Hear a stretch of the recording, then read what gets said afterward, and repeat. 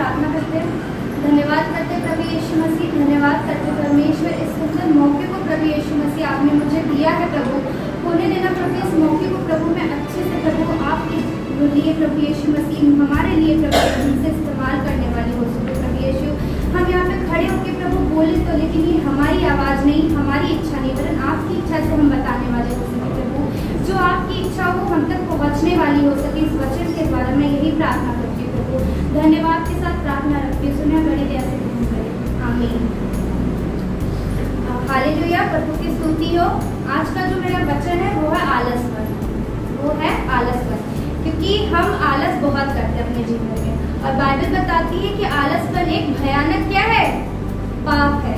आलसपन क्या है, एक भयानक पाप है। और सबसे ज्यादा हमारे अंदर, ठीक है हम मसीह रहते हैं, लेकिन हम अगर सारे पाप छोड़ देते, लेकिन ये आलसपन हमारे जीवन से नहीं जाता, बहुत मुश्किल से जाता है ये आलसपन।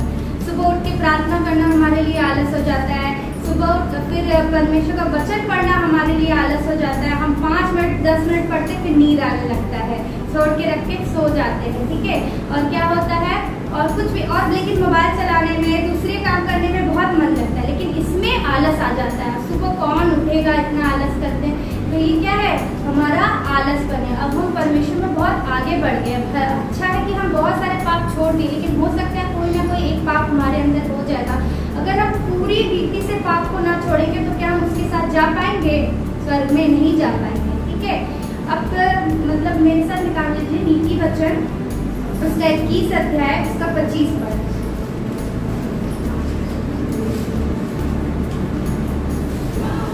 नीति वचन उसका 21 अध्याय उसके 25 पद में लिखा है, मैं पढ़ देती हूँ। आलसी अपनी लालसा ही में मर जाता है, क्योंकि उसके हाथ काम करने से इनकार करते। क्या है, इतनी बड़ी बात है कि आलसी किसमें मर जाता है, अपनी लालसा ही में मर जाता है, और क्योंकि उसके हाथ काम करने से इनकार कर देते हैं। मतलब हमारे अंदर आलस इतना भर जाता है कि हम अपनी लालसाओं में ही क्या है, डूब जाते हैं। अपने लालसा को ही पूरा करने में हमारा आलसपन सारा दूर हो जाता है, लालसा को पूरा करने में। लेकिन परमेश्वर की लालसा को पूरा करने में हमारा आलस क्या है, बढ़ जाता है। क्या हो जाता है, बढ़ जाता है हमारा आलस, ठीक है। शैतान, हम बाइबल अगर पढ़ेंगे, हम प्रार्थना करेंगे, हम दुआ करेंगे, तो शैतान हमें कभी भी नहीं रोक सकता, कभी भी उसके पास इतनी सामर्थ है ही नहीं कि वो हमें रोक सकता। लेकिन वो हमें पता है क्या करेगा, वो हमारे अंदर आलस जरूर दे सकता है। अय्यूब का क्या हुआ था, परमेश्वर ने बोला था तो उसके जीवन से जो इच्छा वो कर, लेकिन उसके प्राण को छोड़ के। तो अय्यूब को क्या, वो सब कुछ, मतलब जितनी पीड़ा हो सकती, जितना दर्द हो सकता है, सब कुछ दिया था ना वो। उसी रीति से परमेश्वर ने हमारा जीवन, शैतान को मतलब बोला है कि ठीक है, परमेश्वर को क्योंकि हमारे पर विश्वास है, परमेश्वर ने बोला है तुम लोग इसके साथ जो करो, लेकिन इसके प्राण को छोड़ के। लेकिन फिर भी परमेश्वर का विश्वास है कि ये इंसान हमें क्या है, विश्वास होकर ठहरेगा। क्या हम विश्वास होकर ठहरते हैं इस जगह पे, क्योंकि शैतान हमारी जो दौड़ है परमेश्वर में, वो कभी रोक नहीं सकता। हमारी जो दौड़ परमेश्वर में है, वो हमें कभी भी शैतान रोक नहीं सकता, वो उसकी सामर्थ्य नहीं है। लेकिन हाँ, वो एक काम ऐसा कर सकता है, वो उस दौड़ को धीरे कर देगा। वो उस दौड़ को क्या कर देगा, हम जो तेजी से दौड़े परमेश्वर में, वो उस दौड़ को क्या कर देगा, धीरे कर देगा, ताकि हम दौड़े तो मसीह में, लेकिन हमको इनाम ही ना पाए। हम परमेश्वर में दौड़े, लेकिन क्या पाए, वो इनाम ही ना पाए। अगर हम दौड़े और इनाम ना पाए तो कोई मतलब है परमेश्वर में दौड़ना, कोई भी मतलब नहीं। अगर हम दौड़े परमेश्वर में और इनाम अगर हमको मिले ही ना, तो क्या कोई मतलब है, नहीं है। मतलब परमेश्वर की इतनी सामर्थ है, परमेश्वर की इतनी सामर्थ है कि वो हमें क्या करेगा, वो हमें उस दौड़ में आगे बढ़ाएगा। लेकिन क्या शैतान की सामर्थ है, वो हमें उस दौड़ से बाहर कर सकेगा, कभी नहीं कर सकेगा वो हमें उस दौड़ से बाहर। लेकिन वो हमारे अंदर उस दौड़ को धीरे चलने का मतलब उसके अंदर ये सामर्थ्य है कि वो हमारे उस दौड़ को क्या कर देगा, धीरे कर देगा, धीमा कर देगा। तो हम दौड़ तो रहे परमेश्वर में, सबको दिख रहा है, हमको भी दिख रहा है, पूरी चर्च को दिख रहा है, पूरे संसार को दिख रहा है कि हाँ ये लड़का, ये लड़की, ये लोग मसीह में है, मसीह में दौड़ है। लेकिन उसको क्या पता कि हमारी दौड़ धीमी हो चुकी है। हमारी दौड़ कैसी हो चुकी है, धीमी हो चुकी है। किस वजह से, क्योंकि शैतान हमारे अंदर आलस डाल दिया। क्या डाल दिया है, आलस डाल दिया। बाइबल कहती है आलस एक भयानक पाप है। क्या है, एक भयानक पाप है। आलस एक ऐसा पाप है जो पूरे पापों से अलग है, वो पूरे पापों से अलग है, वो एक बहुत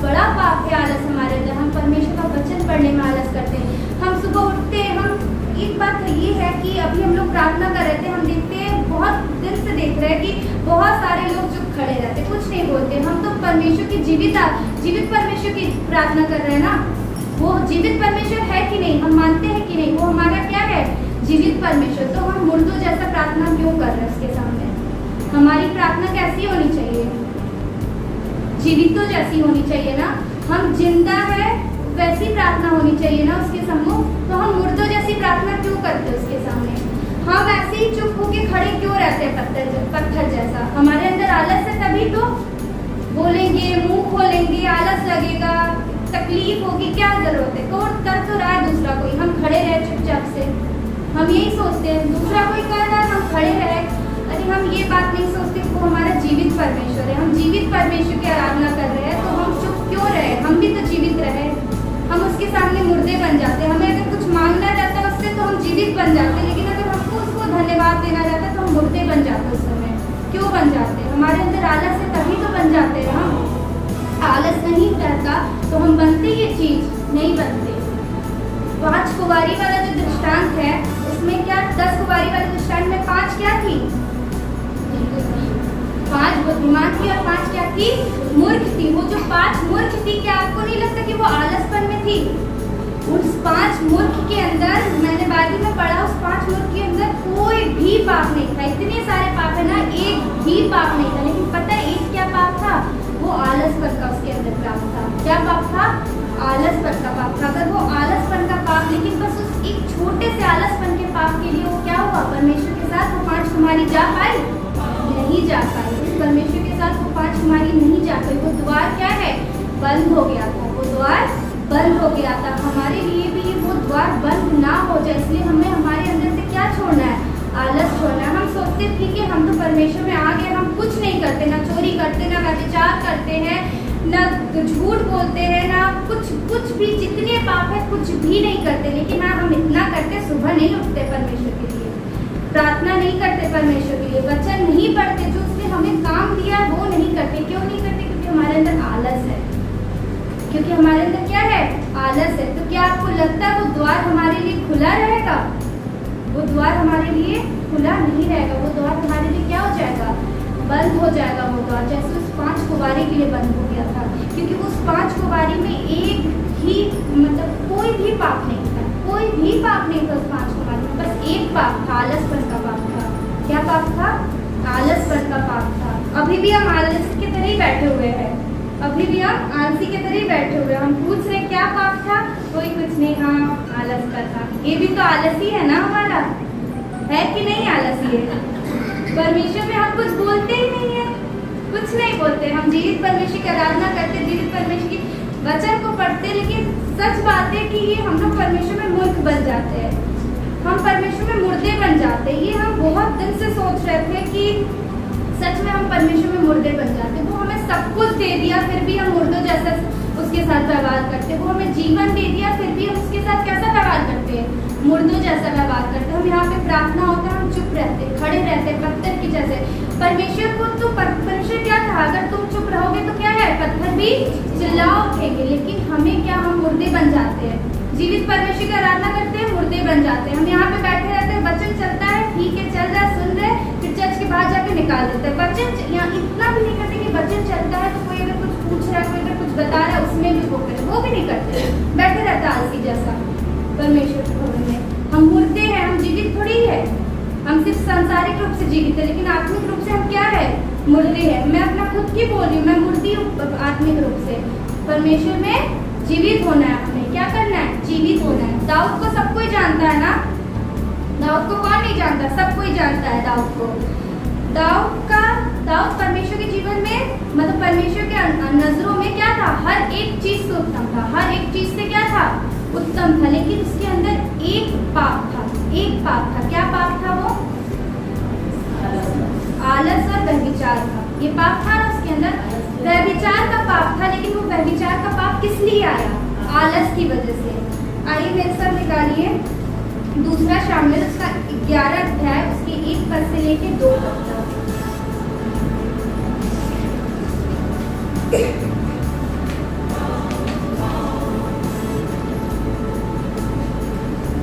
दूसरा शामिल 11 अध्याय, उसके 1 पद से लेके 2 पद तक। उसमें लिखा है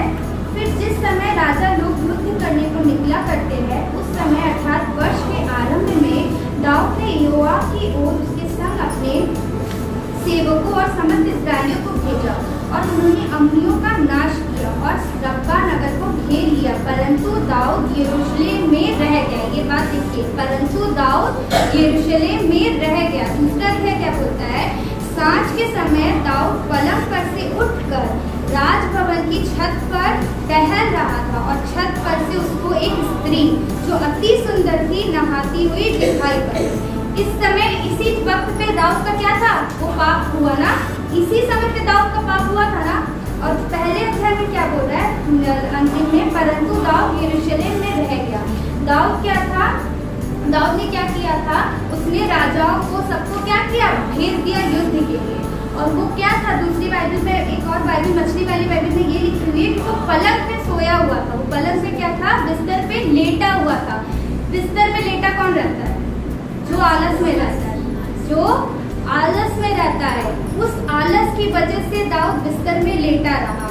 ठीक है, बात बहुत मतलब समझने वाली है। उस आलस की वजह से क्या था, दाऊद बिस्तर में लेटा था।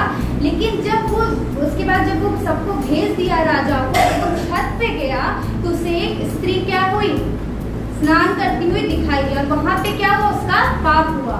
दाऊद हर चीज में उत्तम था, परमेश्वर की हर एक नजरों में उत्तम था, लेकिन एक जगह पे वो क्या ठहर गया, पापी ठहर गया। एक जगह पे से, वो भी किस लिए, आलस के लिए। किस लिए, वो भी आलस के लिए। मछली वाली बाइबल में लिखी हुई है कि दाऊद बिस्तर में लेटा हुआ था। क्या था, बिस्तर में लेटा हुआ था। बिस्तर में लेटा वही इंसान रहता है जो आलसी रहता है।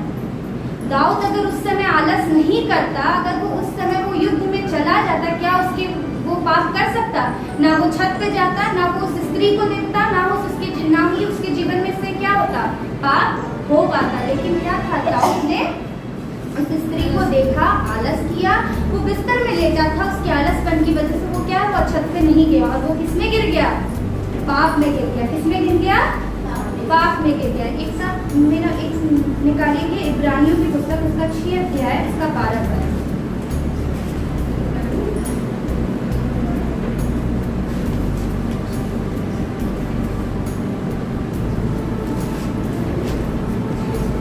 इब्रानियों की पुस्तक उसका 6 अध्याय उसका 12 पद।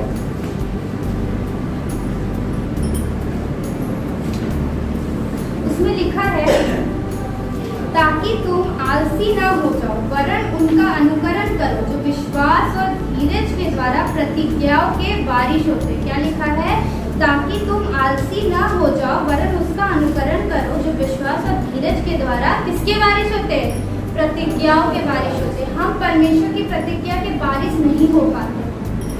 हमारे अंदर ये आलस के पाप की वजह से हम परमेश्वर की प्रतिज्ञाओं के क्या है, वारिस नहीं हो पाते। हम मसीह की दौड़ में दौड़ते हैं, लेकिन हमारा दौड़ इतना धीरे रहता है कि हम वो वारिस का जो इनाम है वो जीत ही नहीं पाते अपने जीवन में।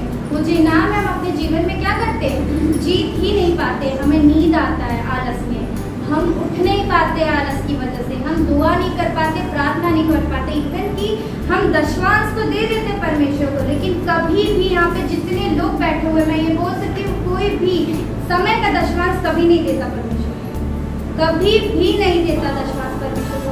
मैं खुद नहीं देती, मैं दूसरों को क्या बोलूँ, पहले अब मैं अपने बोल रही हूँ, मैं खुद नहीं देती दशवांश। समय कितना घंटा, 24 घंटा है, 24 घंटे में कितना घंटा में दशवांश देना चाहिए, 2.5 घंटा। ईमानदारी से कौन देता है 2.5 घंटा दशवांश परमेश्वर को? हम अपने पैसे का काम करते, नौकरी करते, उसका दशवांश परमेश्वर को दे देते, लेकिन समय का दशवांश हम क्या करते, नहीं देते। समय का दशवांश हम छुपा के रखते हैं। क्या करते हैं, समय का दशवांश हम अपने पास छुपा के रखते हैं, हम अपने जीवन में उसको इस्तेमाल कर रहे थे। परमेश्वर के समय को, वो जो दशवांश परमेश्वर का समय 2.5 घंटा, वो 2.5 घंटा हम अपने जीवन में इस्तेमाल करते हैं। वो 2.5 घंटा किसके जीवन में, अपने जीवन में इस्तेमाल करते हैं। तो हमें इन सब बातों में क्या रहना है, सचेत रहना है। हमें किसको छोड़ना है, भले ही हमारे अंदर कोई भी पाप नहीं है, हम मसीह में दौड़े, लेकिन अगर हमारे अंदर एक पाप, अगर ये आलस का भी पाप हो जाएगा ना, तो हम परमेश्वर के, हमारे लिए वो द्वार क्या हो जाएगा, बंद हो जाएगा हमारे लिए परमेश्वर का द्वार। और ये पाप, ये आलस वाला पाप ज्यादातर लोगों में रहता है, ज्यादातर लोगों में रहता है। सबसे बड़ी बात तो दशवांश में देख लीजिए, हम समय का दशवांश नहीं देते परमेश्वर को। दशवांश हमें हर चीज का देना है। सिर्फ परमेश्वर पैसे से मतलब रखता है क्या? उसके पास बहुत पैसा है, बहुत, उसी का तो सब कुछ है, तो हम उसको पैसा देके क्या खरीद लेंगे क्या? हम बस पैसा देते तो सोचते एहसान कर दिया परमेश्वर का। दशवांश तो बहुत चाव से बोलते हैं, हाँ दशवांश तो देते हैं। समय का दशवांश देते हो तुम? हमारे ऊपर सवाल लगता है। हम समय का दशवांश देते हैं उसको? नहीं देते। किस वजह से नहीं देते? उसके पीछे रीजन ये है, आलस की वजह से। किस वजह से नहीं देते? आलस की वजह से। ठीक है, हम परमेश्वर में जो भी काम करते हैं उसको हम क्या करते हैं, हमें बिना आलस के करना चाहिए, लेकिन हम उसको क्या करते हैं, आलस से करते हैं। कुछ भी काम करते हैं, चाहे यहाँ पे खड़े होकर हम लोग वर्शिप भी क्यों ना कराते हैं, फिर भी हमारे अंदर आलस रहता है। फिर भी हमारे अंदर क्या रहता है, आलस रहता है। ताली तक नहीं बजा पाते हम, ताली तक नहीं बजा पाते। बहुत बड़ी बात है, बहुत बड़ी बात है कि हम ताली तक नहीं बजा पाते। परमेश्वर ताली ऐसे बजाते हैं, ये कोई चीज है, कोई चीज है ये। परमेश्वर हमें जीवित किस लिए ठहराया है कि मुर्दों जैसे उसकी आराधना करें। हम ताली तक नहीं बजाते यहाँ पे खड़े होके। तो जब हम नहीं बजाते तो फिर सामने वाला हमें देख के कैसे बजाएगा? ये सही बात है। जब हम नहीं ठीक रहते तो सामने वाला हमें देख के कैसे ठीक रहेगा? ये बहुत बड़ी ताड़ना है परमेश्वर की ओर से। ये वचन हम आलसपन वाला बहुत दिन से सोच रहे थे कि बताएंगे बताएंगे, बहुत दिन से मेरे मन में आ रहा था। परमेश्वर की ओर से ही था ये वचन, शायद बहुत दिन से मेरे अंदर आ रहा था कि हम लोग बहुत आलसी हो गए, बहुत ज़्यादा आलसी हो गए। थोड़े बहुत नहीं, बहुत ज़्यादा हम आलसी हो गए। तो परमेश्वर हमें क्या प्रयत्न करना चाहिए? हमें प्रयत्न करना चाहिए कि हमें आलस से दूर भागना है। हमें आलस से दूर भागना है, हमें थोड़ा सा भी आलस नहीं करना है। दाऊद ने थोड़ी सी आलस की और वो पाप में गिर गया। अगर उस समय दाऊद ने आलस नहीं की होती, वो अपने बिस्तर से उठ गया होता, तो वो आलस में नहीं गिरता। हमें आलस में नहीं गिरना है, ठीक है। और गलातियों 6:9 में क्या है वचन? गलातियों 6:9, अवसर को बहुमूल्य समझो क्योंकि दिन क्या है, बुरे है। गलातियों 6:9 में क्या वचन है? अवसर को बहुमूल्य समझो क्योंकि दिन क्या है, बुरे है। हमको इस अवसर को, जो परमेश्वर ने हमें सुनहरा अवसर दिया, उसको क्या समझा है? बहुमूल्य समझना है, क्योंकि हम अंत के भी अंत में खड़े हैं। हम अंत के भी अंत में खड़े। कब परमेश्वर आ जाएगा हमें नहीं पता। हमें अपने आलस को अब तो छोड़ना चाहिए।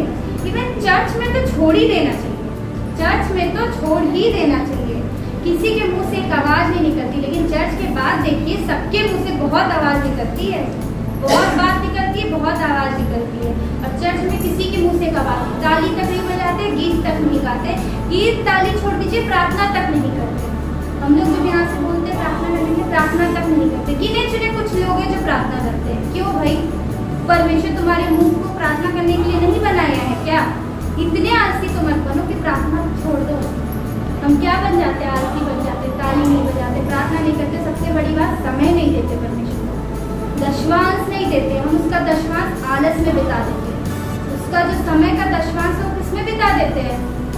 आलस में बिता देते हैं, ठीक है।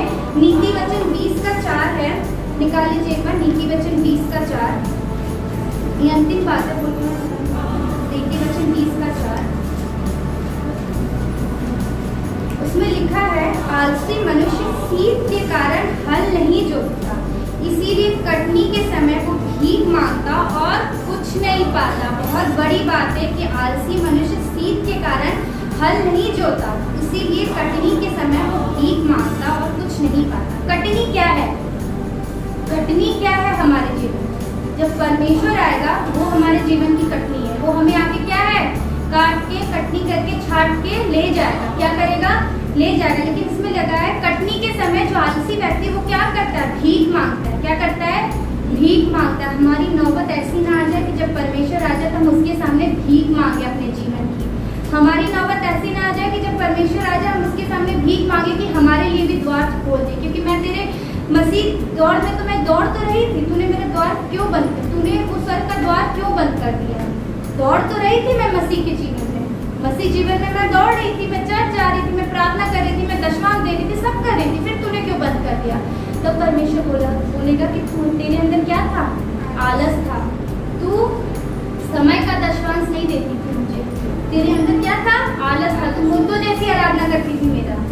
मैं जीवित परमेश्वर हूँ, उसको कैसी आराधना चाहिए? जीवितों जैसी आराधना, मुर्दों जैसी आराधना नहीं चाहिए, ठीक है। और हमें इस वचन को बहुत गहराई से समझना पड़ेगा कि हम, ताकि उस कटनी के समय भीख ना मांगने वाले हो सके। उस कटनी के समय हम खुशी खुशी अपने साथ, हम किसके साथ जाने वाले हो सके? खुशी खुशी परमेश्वर के साथ जाने वाले हो सके, हम भीख मांगने वाले ना हो सके। इस वचन से सबको आशीष मिले। ठीक है, परमेश्वर को हम धन्यवाद देते हैं कि बहुत अच्छे से अंकिता ने वचन को बताया है, और ये वचन जो है हमें समझ और बुद्धि दोनों प्रदान करता है। अगर हम परमेश्वर के वचन को बड़ी लगन के साथ और बड़े ध्यान के साथ अगर हम सुने, और जैसा कि नीति वचन में बताया गया है कि जो बुद्धि है तो उसे क्या कर, अपने गले का हार बना, और जो समझ है उसे तू अपनी बहन है। ठीक है, क्योंकि बुद्धि चौराहों पर खड़ी होकर चिल्लाती है। ठीक है, तो हम अपने जीवन में बहुत बार भोले भालों के समान जिंदगी बिता चुके। ठीक है, और जैसा कि वचन कहता है कि जागो सोने वालों वक्त जाने लगा। ठीक है, आज तुमको जगाने कोई आया है। तो अमिता ने जगाने का प्रयास किया है, और एक चीज मैं बताना चाहता हूँ कि ज्यादातर लोग मीठा वचन सुनना पसंद करते हैं। ठीक है, लेकिन आप जानते हैं जितना ज्यादा हम मीठा वचन लोगों को सुनाएंगे उतना ही ज्यादा अधोलोक में लोगों की भीड़ हो जाएगी। ठीक है, नरक में लोगों की भीड़ होगी, क्योंकि लोग मीठा वचन अधिक सुनना पसंद करते हैं, लेकिन कड़वा और तीखा वचन नहीं पसंद करते हैं। लेकिन जो कड़वा वचन होता है, जो तीखा वचन होता है, उससे अधोलोक और जो नरक की जो जगह है वो खाली रहेगी, क्योंकि लोग कहाँ चले जाएंगे, स्वर्ग चले जाएंगे। ठीक है, क्योंकि जो कड़वी दवा होती है वो हमारे मुंह में जरूर आते समय हमें कड़वी ही लगती है, लेकिन हमारे पेट में जाकर के हमारे स्वास्थ्य के लिए, हमारे आत्मिक जीवन के लिए, हमारे शारीरिक जीवन के लिए, ठीक है, वो बहुत ही लाभदायक होती है। ठीक है, तो कई बार जो है हम जब पुराने नियम को पढ़ते हैं तो पुराने नियम के जमाने में जो ऐसा नबी भविष्यवक्ता, जरमाया भविष्यवक्ता, होशे, आमोस, ठीक है, और मूसा, बहुत सारे ऐसे भविष्यवक्ता लोग थे, बहुत सारे ऐसे नबी लोग थे जो उन राजाओं के राज्य काल में उन राजाओं से बातचीत करते थे, और वो उनको वो बात बताते थे जो उन्हें बड़ी कड़वी और बहुत ही तीखी लगती थी, क्योंकि वो परमेश्वर के वचन थे, वो परमेश्वर की भविष्यवाणी थी जो उस राजा के भविष्य के लिए, उस देश के भविष्य के लिए सुनाई जाती थी। और हम देखते हैं कि परमेश्वर उस जमाने में जो भी कार्य करता था, जिस राजा के परिवार में या किसी के जीवन में या उस राज्य में, तो वो पहले उस कार्य को उस नबी के जीवन में करता था। ठीक है, जैसे कि होशे नबी का अगर हम ले लें, तो होशे नबी को क्या बताया गया कि होशे नबी को बोला परमेश्वर ने कि जाकर के तो एक वेश्या से शादी कर ले। जबकि होशे नबी जो था वो बहुत ही धर्मी था, परमेश्वर की दृष्टि में सही चलता था, भक्ति का जीवन, धार्मिकता का जीवन बिताता था, लेकिन परमेश्वर ने क्या बोला कि जाकर तो किससे शादी कर, वेश्या से शादी कर। बताइए समाज के अंदर में वेश्याओं की क्या इज्जत होती है। ठीक है, तो किसी एक पुरुष की नहीं होती, वो कईयों के पास जाते हैं, लेकिन उसी वेश्या से उसने शादी की और उससे बच्चे पैदा किए। लेकिन ये सारी जो तकलीफ है परमेश्वर पहले नबियों के जीवन में डाल देता है, ताकि उस राज्य में, उस राजा के सामने, उस प्रजा के सामने उस बात की गवाही हो। ठीक है, और उस बात को वो समझे, ताकि भविष्य में सेम वही घटना घटती है वहां पर। तो कई ऐसे नबियों के बारे में हम देख सकते हैं। ठीक है, अब रहा सवाल आलसी का, तो आलसी का मतलब यह है कि दुनिया में बड़े बड़े आलसी पड़े हुए हैं। ठीक है, बड़े बड़े आलसी पड़े हुए हैं। ठीक है, एक आलसी लेटा हुआ था, उसने कहा अपने दोस्त से कि भैया बगल में जामुन, जो काला वाला जामुन होता है ना, ये गिर गया है, जरा मेरे मुंह में डाल दे। हैं, तो दूसरा आलसी कहता है, कह रहे तुझे बोलने में भी आलस नहीं आती है, मेरे मुंह में तो कुत्ते ने सुसु कर दिया, हमने उसको बताया तक नहीं। देखिए ऐसे ऐसे लोग हैं आलसी, मतलब उनके साथ गंदगी हो जा रही है, उनके साथ जो है उल्टा सीधा काम हो जा रहा है, उनका जीवन पाप में बीत रहा है, उनका जीवन लापरवाही में बीत रहा है, लेकिन वो टस से मस नहीं होते हैं। ठीक है, वचन क्या बताती है, वचन ये बताता है कि थोड़ी सी झपकी और ले लें, थोड़ा हाथ और मार लें, ठीक है, एक नींद और ले लें। ठीक है, तो आलस वाकई में जो होता है ना, वो हमारे जीवन को बिगाड़ देता है, हमारे घर को बिगाड़ देता है, हमारे काम को बिगाड़ देता है, हमारे परिवार को बिगाड़ देता है, हमारी कलीसिया को बिगाड़ देता है, हमारे प्रार्थना भरे जीवन को बिगाड़ देता है। जो हम अपने जीवन में रोज बाइबल पढ़ते थे, आलस के चक्कर में थोड़ी और मार लें, बाद में पढ़ लेंगे। हैं, और दूसरा कोई जगा रहा है, अरे भैया उठो नाश्ता कर लो, अरे उठो वचन पढ़ लो, उठो। तो हमें अपने एक बच्चे की याद आती है, उसने कहा मान लो हमने नाश्ता कर लिया, ठीक है, मान लो हमने बाइबल पढ़ ली, मतलब मान लो हमने ये कर लिया, वो लेटे ही लेटा सब कुछ बोलता, मान लो हमने, मतलब मुंगेरी लाल के सपने। तो भैया मसीही जीवन में मुंगेरी लाल नहीं आ सकते हैं, ठीक है, ये सब टीवी सीरियल में आ सकते हैं, लेकिन अच्छी बात है कि हम अपने जीवन में उन बातों को सीखें जो परमेश्वर का वचन हमें क्या करता है, वार्निंग देता है, चेतावनी देता है, ठीक है। क्योंकि आलसी लोग कभी दौड़ ही नहीं सकते हैं, वो बहुत धीरे धीरे दौड़ेंगे, उन्हें नहीं मतलब है। तो भैया जब इनाम पाना है तो अच्छे से दौड़िए, और अगर फॉर्मेलिटी सिर्फ अगर निभानी है तो फिर चलिए धीरे धीरे, जैसे सब चल रहे हैं वैसे चलिए, भेड़ चाल चलिए। एक भेड़ गिरती है कुएं में तो उसके पीछे सारी भेड़ चली जाती है, ठीक है। तो कहने का मतलब यह है कि परमेश्वर का वचन हमें सतर्कता के बारे में बताता है कि नहीं, हमें जीवन में कैसे हमें शिक्षित होना है इसके बारे में हमें बताता है। अच्छा, नीति वचन के जब आप पहला ही अध्याय पढ़ेंगे तो वहाँ पर बहुत अच्छी बात लिखी हुई है। आप उस वचन को निकाल लें, एक अध्याय को, और एक अध्याय के जो है वहाँ पर जो है देखिए साफ साफ लिखा हुआ है कि दाऊद के पुत्र इस्राएल के राजा सुलेमान के नीति वचन, जिनसे बुद्धि और शिक्षा प्राप्त हो, समझ की बातों की पहचान हो, व्यवहार में प्रवीणता, धार्मिकता, न्याय और निष्पक्षता के लिए शिक्षा प्राप्त हो। देखिए, जब हम परमेश्वर के वचन को पढ़ते हैं तो इससे हमें बहुत सारी चीजें प्राप्त होती हैं, ठीक है। जब हम आगे इसको पढ़ते जाएंगे, ठीक है, तो यहाँ पे लिखा हुआ है कि और बोले भालों को समझ तथा युवकों को ज्ञान और विवेक प्राप्त, ठीक है। बुद्धिमान इन्हें सुनकर अपनी विद्या बढ़ाए और समझदार व्यक्ति बुद्धिमानी का परामर्श प्राप्त करे, ठीक है। तो यहाँ पर जो परमेश्वर का वचन है वो हमें जीवन के कई क्षेत्रों में आगे बढ़ाता है, ठीक है। सिर्फ आत्मिक जीवन में नहीं, बल्कि हमारे जो फिजिकल जीवन है, जो हमारा संसार में जो हम जीवन बिता रहे हैं, जो हम नौकरी करते हैं, पढ़ाई करते हैं, बिजनेस करते हैं, परिवार में रहते हैं, दोस्तों के साथ, मतलब हर जगह पे परमेश्वर का जो वचन है वो हमें क्या प्रदान करता है, बुद्धिमानी प्रदान करता है, ठीक है, हमें समझ प्रदान करता है। तो परमेश्वर का जितना अधिक आप वचन पढ़ेंगे उतना ही ज्यादा आप क्या होंगे, अंदर से आत्मिक रूप से सुसूचित होते जाएंगे, ठीक है। और जैसे कि हम लोग भजन संहिता के 119 अध्याय के 105 पद में अक्सर हम लोग ये वचन पढ़ते हैं, तेरा वचन मेरे पाँव के लिए दीपक और मार्ग के लिए उजियारा है, ठीक है। तो हमें अपने जीवन में वचन को महत्व देना चाहिए, ठीक है।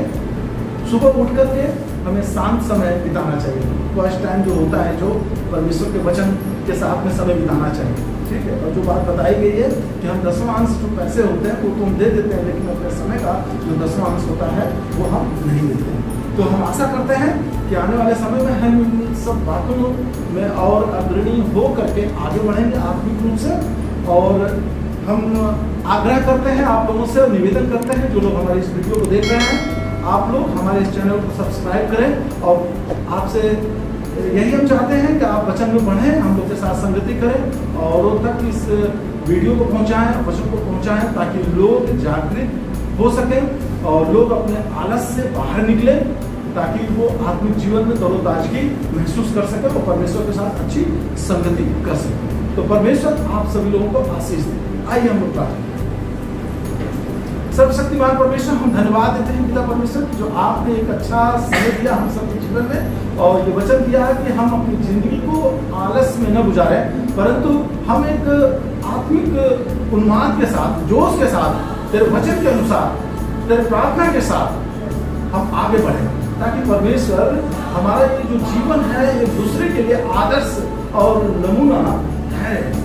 पिता परमेश्वर, जिस तरीके से पौलुस ने तीमुथियुस से कहा कि कोई तेरी जवानी को तुच्छ न जाने, चाल में, चलन में, व्यवहार में, विश्वास में, पवित्रता में, सभी के लिए तो क्या नमूनापन को होने दे प्रभु जी कि हम सब इस आलस भरी जिंदगी से, आलस भरी सोच से, आलस भरे व्यवहार से और आलस की इस परिस्थिति से बाहर निकले, ताकि परमेश्वर हम अपने जीवन में तेरे उस आत्मिक मन्ना को जो तूने अपने लोगों के लिए दिया है, हम उसको अपने जीवन में प्रतिदिन ग्रहण कर सकें।